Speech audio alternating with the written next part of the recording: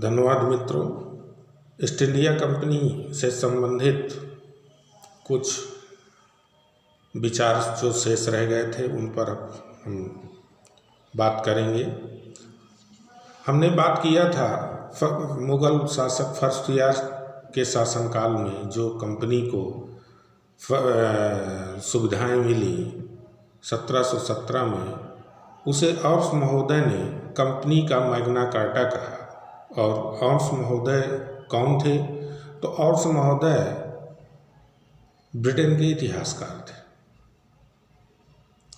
इसके बाद हम दक्षिण भारत की ओर चलते हैं, क्योंकि उस समय दक्षिण भारत में छोटे छोटे स्वतंत्र राज्य थे और चूँकि तटीय क्षेत्र होने के कारण अंग्रेज़ों की रुचि वहाँ व्यापारिक क्षेत्र के लिए पर्याप्त थी। तो गोलकुंडा का शासक और कंपनी के बीच कैसे संबंध थे? कंपनी जो गोलकुंडा के शासक से कंपनी की एक कोठी चूँकि 1611 में मुसलीपट्टनम में स्थापित हुई थी और गोलकुंडा के शासक जो उस समय गोलकुंडा का शासक था वो था कुली कुतुब शाह।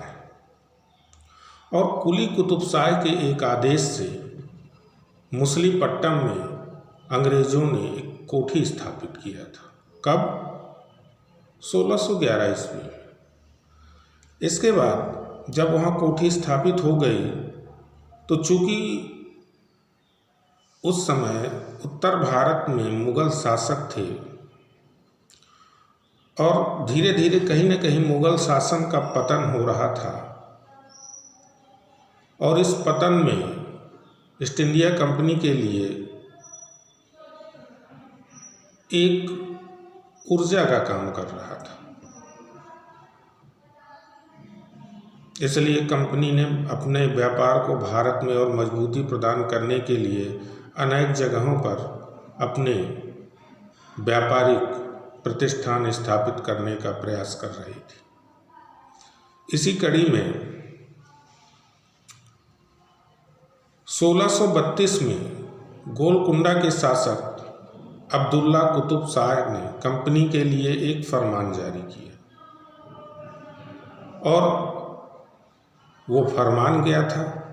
इसमें जो फरमान जारी किया उसमें ये था कि 500 पगोडा जो उस समय वहाँ चल रहा था गोलकुंडा में, वो एक स्वर्ण सिक्के का नाम था।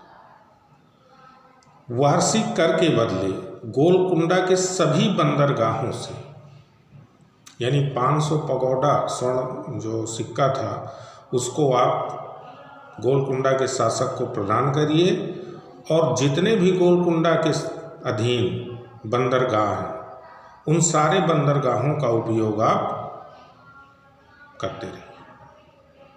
अब इसके बाद गोलकुंडा के बाद जो तमिलनाडु के शासक और कंपनी के कैसे संबंध थे? तो 1639 में एक अंग्रेज फ्रांसिस डे जो अंग्रेज था, 1639 में फ्रांसिस डे नाम का एक अंग्रेज चंद्रगिर के राजा से, क्योंकि उस समय मद्रास चंद्रगिर के राजा के अधीन था, पट्टे पर ले लिया और यहाँ अंग्रेज़ों ने एक किलाबंद कोठी का निर्माण किया और जिसका नाम उन्होंने रखा फोर्ट सेंट जॉर्ज, यानी एक जो किला था वो पश्चिम बंगाल में बना और दूसरा जो किला था वो कहाँ बना? मद्रास। अब इसके बाद कंपनी की जो आयातित वस्तु आयात करती थी कंपनी, यानी भारत से जो लाती थी भारत, जो भारत कंपनी सामान लेकर के आती थी वो कौन कौन थे? तो ये सोना लेकर आती थी, चांदी लेकर आती थी और ताला लेकर आते थे, शराब और तेल। ये क्या थी? ये कंपनी द्वारा आयातित वस्तुएं थी, यानी कंपनी इनको अपने यहाँ से लेकर आती थी। कहाँ के लिए? भारत के लिए। और यहाँ से लेके क्या जाती थी? यानी भारत से जो निर्यात करती थी वो कौन कौन सी थी? सूती वस्त्र, रेशमी वस्त्र, अफीम, सोरा, नील, कच्चा रेशम, मलमल, मोती, हाथी दांत की बनी वस्तुएं, इनका वो कंपनी क्या करती थी? निर्यात करती थी। अब हम एक चीज़ ये जान लें कि कंपनी का जो नाम को लेकर एक इतिहास है कंपनी का, वो क्या है? तो कंपनी का नाम के विषय में, जब ये स्थापित हुई थी कंपनी, जब ये स्थापना 1599 लॉर्ड मेयर की अध्यक्षता में जो एक बैठक बुलाई गई, उस बैठक के अधीन जो कंपनी स्थापित हुई, तो उस समय इस कंपनी का जो नाम था वो governor and company of merchant of London trading in to the East Indies था। बड़ा भारी नाम। क्या नाम था? Governor and company of merchant of London trading in to the East India. इसके बाद एक और कंपनी बनी। कब बनी?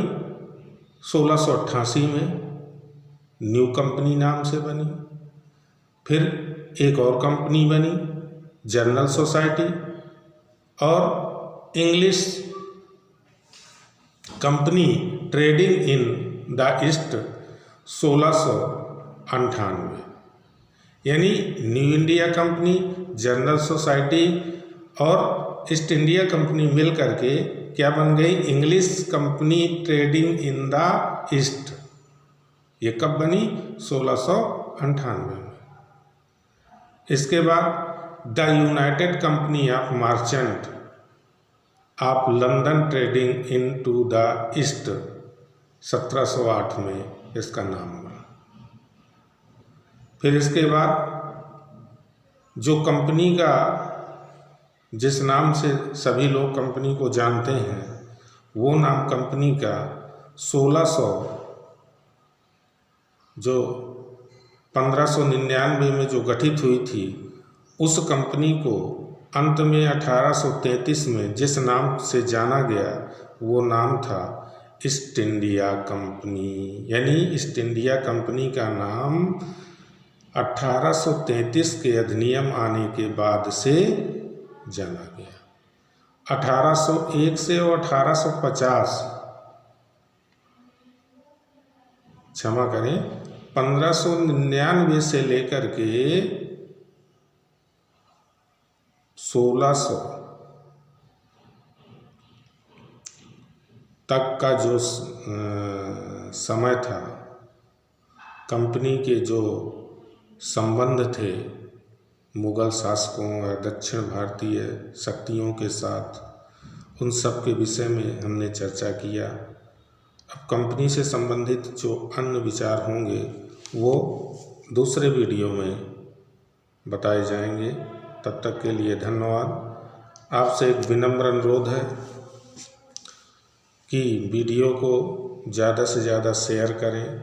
चैनल में अगर आप पहली बार हैं और अभी तक आपने सब्सक्राइब नहीं किया है तो चैनल को सब्सक्राइब ज़रूर करें, जिससे नए नए वीडियो या नए नए विचार आप तक पहुँचे।